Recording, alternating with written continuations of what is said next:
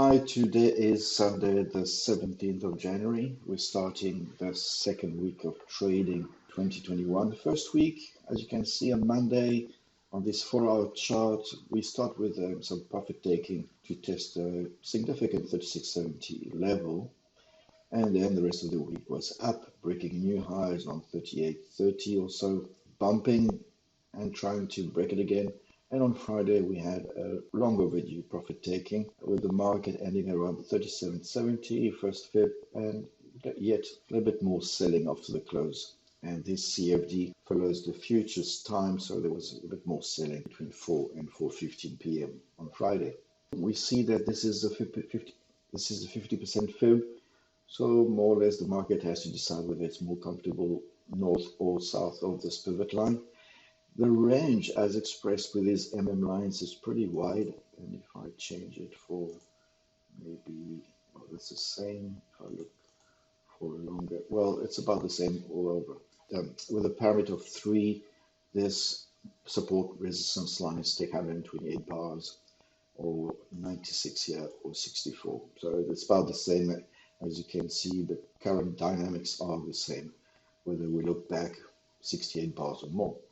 So I would say on this time frame that, of course, 3750, which I said all along the last week, would be the test level. Now getting there, it tested it on Friday, and as you can see on the close, it attempted a new test.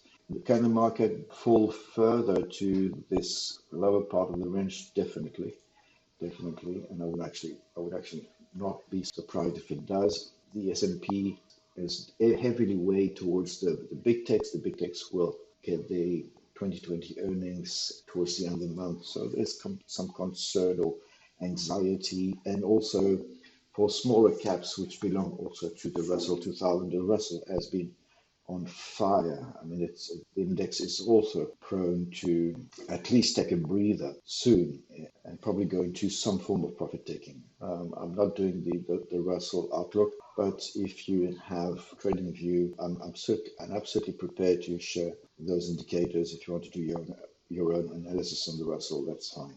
So I would say on this 4-hour chart, likely bumping up at 750, maybe a bounce back depending on dynamics after the long weekend. We've got the investiture of President Biden on Wednesday, so we'll see what happens.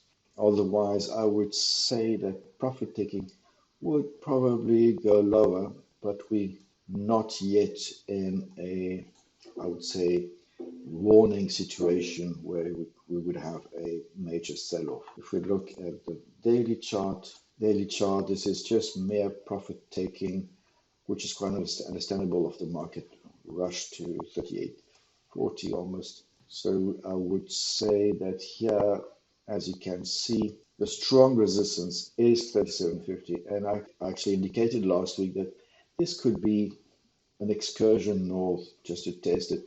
And now it would have to be tested for support to let the market go high. And that is still quite possible. And eventually this line will move up to probably 3,900 or 4,000.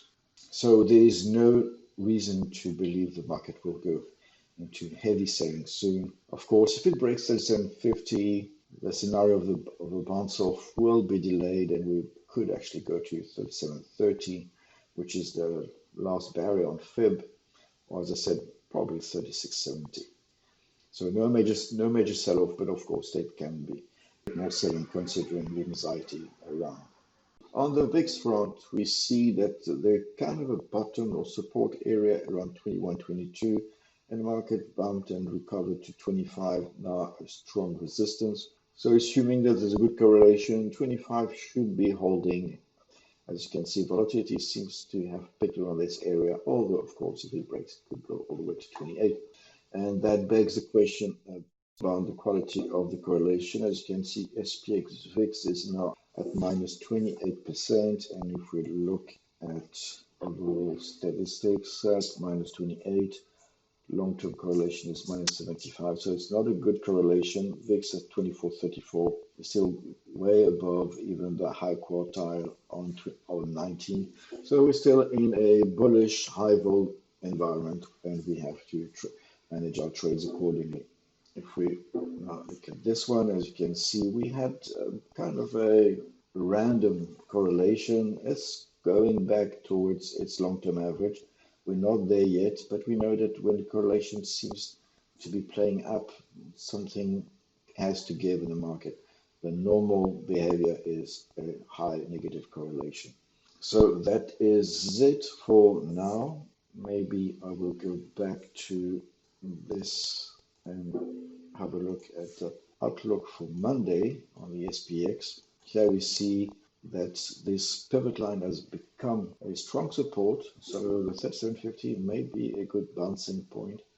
And the pivot is now 3790. That was previously the bullish resilience. So the market has dropped to 3750 area. It could go lower, i.e. penetrate this strong support to 3730. To be on the safe side, I would not discount the market selling off to 3670 or so.